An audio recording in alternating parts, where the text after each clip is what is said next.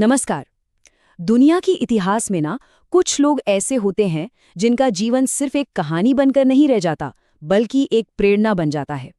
आज हम ऐसे ही एक सफर को करीब से देखेंगे। मोहनदास करमचंद गांधी के महात्मा बनने का सफर।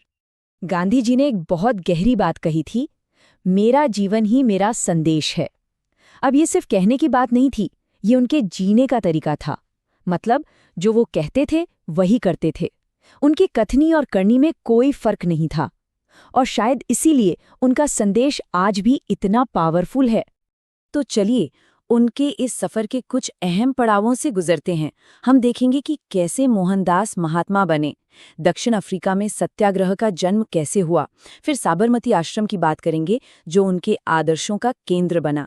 उनके बड़े बड़े स्वतंत्रता आंदोलनों को समझेंगे, जानेंगे कि स्वदेशी का उनका दर्शन क्या था, और आखिर में उनके अंतिम दिनों और उनकी विरासत पर भी एक नज़र डालेंगे।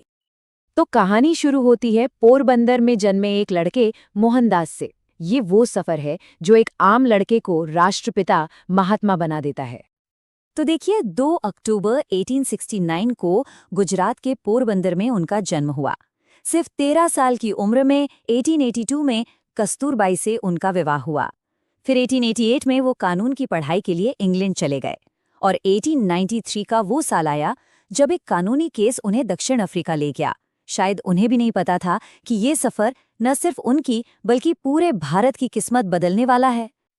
अब हम पहुंचते हैं दक्षिण अफ्रीका। ये वो जगह थी, वो भट्टी थी जहां अपमान और अन्याय की आग ने एक नौजवान वकील को तपाकर एक ऐसा नेता बना दिया जिसने दुनिया को लड़ने का एक बिल्कुल नया तरीका सिखाया। इस तस्वीर को देखिए, एक नौजवान सूट बूट पहने हुए वकील मोहनदास गांधी। इसी शान शौकत के साथ वो दक्षिण अफ्रीका पहुंचे थे, लेकिन वहां उनका सामना हुआ नस्लीय भेदभाव की कड़वी सच्चाई से।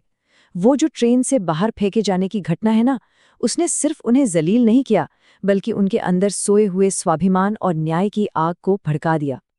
और इसी अपमान के जवाब में जन्म हुआ सत्याग्रह का।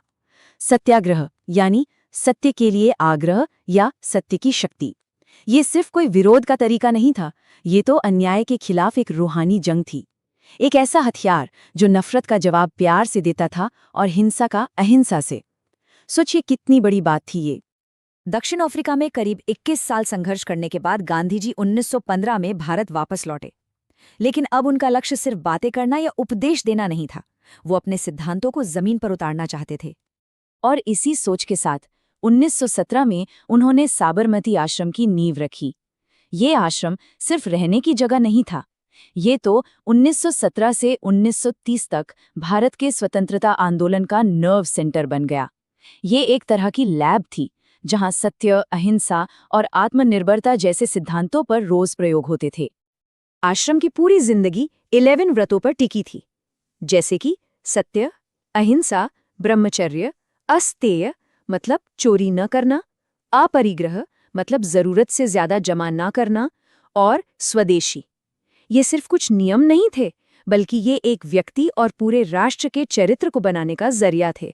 और साबरमती के इसी शांत माहौल से उन तूफानों की शुरुआत हुई जिन्होंने करोड़ों सोए हुए हिंदुस्तानियों को जगा दिया और दुनिया के सबसे ताकतवर साम्राज्य की जड़ों को हिलाकर रख दिया।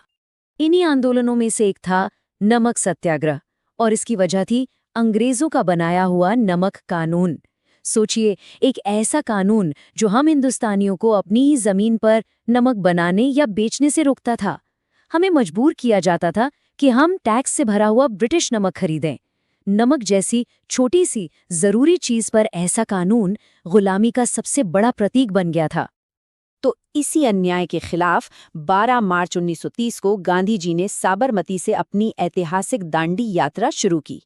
पूरे 24 दिन चले, और फिर 6 अप्रैल को दांडी के समुद्र तट पर पहुंचकर उन्होंने बस एक मुट्ठी नमक उठाया और कानून तोड़ दिया। इसके बाद 5 मई को उन्हें गिरफ्तार कर लिया गया। लेकिन तब तक क्रांति की ये चिंगारी पूरे देश में आग की तरह फैल चुकी थी। ये कोई छोटी मोटी यात्रा नहीं थी, पूरे 241 मील, और वो भी पैदल।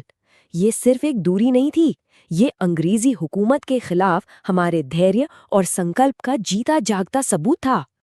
और पता है, इस महान यात्रा की शुरुआत हुई थी सिर्फ 78 लोगों के साथ, उनके भरोसेमंद साथी। लेकिन जैसे जैसे ये कारवां आगे बढ़ता गया, हजारों फिर लाखों लोग इससे जुड़ते चले गए। ये गांधी जी के नेतृत्व की वो अद्भुत शक्ति थी। फिर आया साल 1942।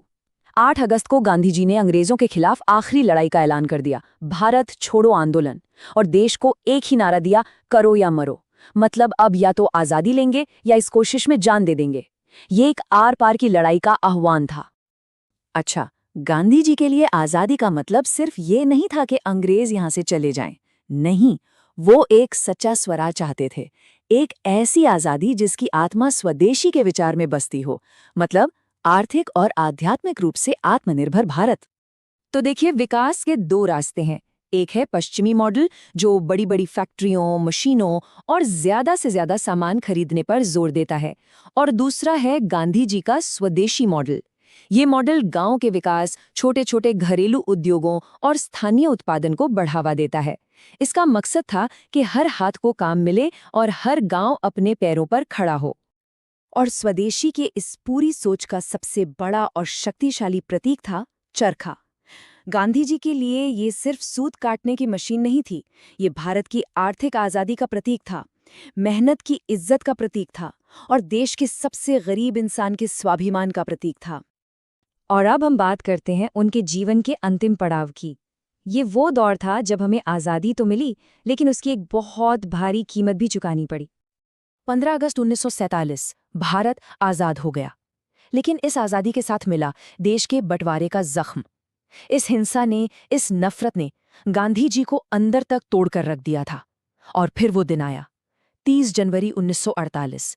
नई दिल्ली में एक प्रार्थना सभा में नफरत की एक गोली ने उस महापुरुष के शरीर को हमेशा के लिए शांत कर दिया। जब वो गिरे तो उनके मुंह से सिर्फ 2 शब्द निकले, हे राम, हे राम।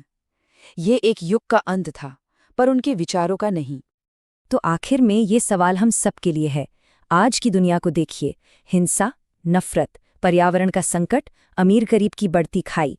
इन सब चुनौतियों के बीच गांधी के सत्य, अहिंसा और सबके भले के विचार कितने जरूरी हो गए हैं ना। उनकी विरासत आज भी हमें रास्ता दिखाने के लिए मौजूद है।